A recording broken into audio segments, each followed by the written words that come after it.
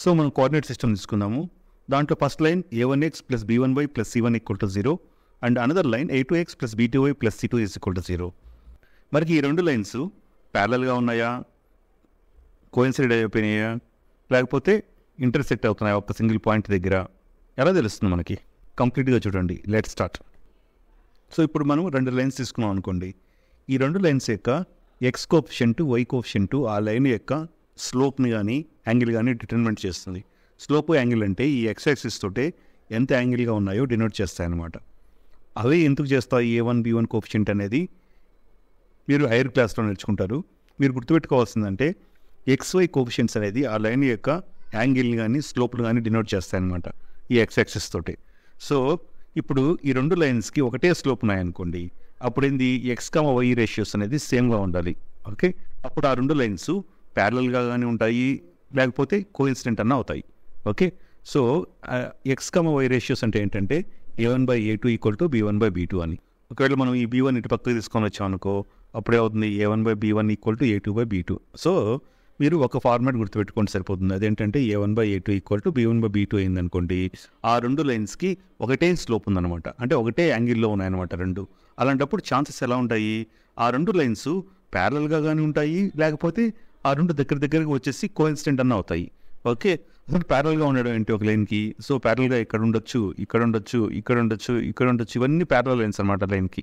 Okay, అలా కాకుండా ఇప్పుడు a1/a2/b1/b2తో పాటు c1/c2 కూడా అయిందనుకోండి, ఆ రెండు దగ్గరికి వచ్చేసి కోఇన్సిడెంట్ అయిపోతాయి అనమాట, అంటే సింగిల్ లైన్ మీద కోఇన్సిడెంట్ అయిపోతాయి. ఓకే, అంటే ఈ రెండింటికి ఏమన్నా కామన్ సొల్యూషన్స్ ఉంటాయా? ఉంటాయి, చాలా ఉంటాయి, ఇన్ఫినిట్ సొల్యూషన్స్ ఉంటాయి. ఎందుకంటే ఈ రెండు లైన్స్ ఉన్న ప్రతి ఒక్క పాయింట్ ఈ రెండు లైన్ ఈక్వేషన్స్ సాటిస్ఫై చేస్తాయి కాబట్టి ఈ రెండుకి కామన్ సొల్యూషన్స్ అనేవి ఇన్ఫినిటీ సొల్యూషన్స్ ఉంటాయి. రెండు ఈక్వేషన్స్కి ఏదన్నా ఒక సొల్యూషన్ ఉందనుకోండి, వాటిని కన్సిస్టెంట్ ఈక్వేషన్స్ అంటారు. గుర్తుపెట్టుకోండి, ఆ రెండింటికి ఏమి సొల్యూషన్ లేకపోతే ఇన్కన్సిస్టెంట్ అంటారు, సొల్యూషన్ ఉంటే కన్సిస్టెంట్ అంటారు. ఓకే, సో ఇప్పుడు ఈ రెండు ఈక్వేషన్ లైన్స్కి ఇన్ఫినిటీ సొల్యూషన్స్ ఉన్నాయి కాబట్టి ఈ రెండు lines consistent lines, infinity solutions ఉంటాయి. ఫస్ట్ లైన్కి c1/c2 ఈక్వల్ కాలేదనుకోండి, అప్పుడు లైన్స్ ఎలా ఉంటాయి? ఆబ్వియస్గా ఈ కోఇన్సిడెంట్ కాకుండా ప్యారలల్గా ఉంటాయి. ఎందుకు ప్యారలల్గా ఉంటాయి? వాటి యొక్క స్లోప్స్, నేను చెప్పాను కదా a1 b1 అనేది వాటి యొక్క స్లోప్కి యాంగిల్కి డినోట్ చేస్తాయని.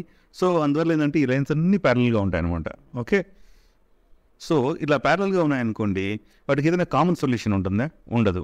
ఈ రెండు లైన్స్ ప్యారలల్గా ఉన్నాయి కాబట్టి ఆ రెండుకి కలిపి కామన్గా ఒక సొల్యూషన్ కూడా ఉంటుంది అన్నమాట. ఓకే, సో ఇలాగ కామన్ సొల్యూషన్ లేకపోతే రెండు లైన్స్ ఏమంటారంటే మనము ఇన్కన్సిస్టెంట్ లైన్స్ అంటారు. ఓకే, ఈ a1/a2 అనేది b1/b2 అనేది ఈక్వల్ కాకపోవడం అన్నమాట. ఇలా కాలేదనుకో, అప్పుడు ఏంటంటే అవి ఒకటే యాంగిల్లో ఉండవు. సో కొంచెం ఇంక్లైన్డ్గా ఉండి రెండు కలిసి ఒక పాయింట్ దగ్గర ఇంటర్సెక్ట్ అవుతాయి అనమాట. సో ఆ రెండు లైన్స్ ఒక సింగిల్ పాయింట్ దగ్గర ఇంటర్సెక్ట్ అవుతాయి కాబట్టి ఈ రెండు లైన్స్కి ఒక కామన్ సొల్యూషన్ ఉంటుంది అనమాట, సింగిల్ సొల్యూషన్. అది ఇక్కడ ఉంటుంది అనమాట, ఎక్కడైతే ఇంటర్సెక్ట్ అవుతాయో అక్కడ ఒక సింగిల్ సొల్యూషన్ ఉంటుంది అనమాట ఈ రెండు ఈక్వేషన్స్కి.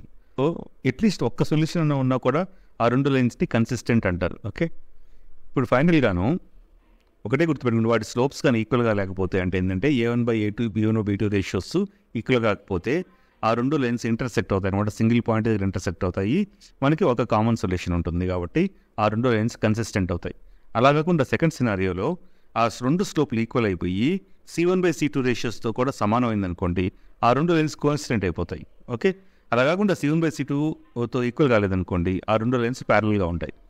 సో రెండు లైన్స్ ప్యారలల్గా ఉంటే నో సొల్యూషన్స్, ఇన్కన్సిస్టెంట్ అనమాట. ఓకే, కోఇన్సిడెంట్ అయిపోతే ఇన్ఫినిటీ సొల్యూషన్స్ ఉంటాయి, కన్సిస్టెంట్గా ఉంటాయి.